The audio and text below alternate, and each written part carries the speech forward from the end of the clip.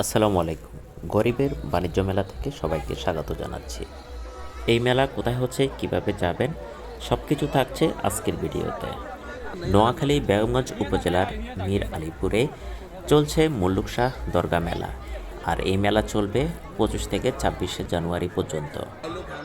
এই মেলায় যাওয়ার জন্য কয়েকটি পথ রয়েছে, তার মধ্যে উল্লেখযোগ্য আপানিয়া বাজার।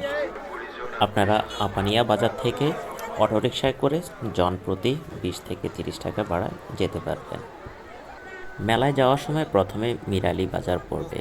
মীর আলী বাজারের ডান দিক থেকে 100 গজ উত্তরে মীর আলী সরকারি প্রাথমিক বিদ্যালয় পড়বে।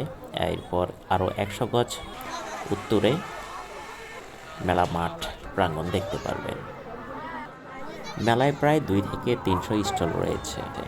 ছোট বড় সকলের জন্য বিভিন্ন ধরনের রাইড রয়েছে। এছাড়াও রয়েছে আসবাবপত্র, বাচ্চাদের খেলনা এবং বিভিন্ন ধরনের খাবার আইটেমের দোকান।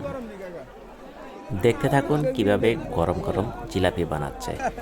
মেলায় যাব আর গরম গরম জিলাপি খাবো না, এটা কি করে হয়? তাই গরম গরম জিলাপি নিয়ে নিলাম।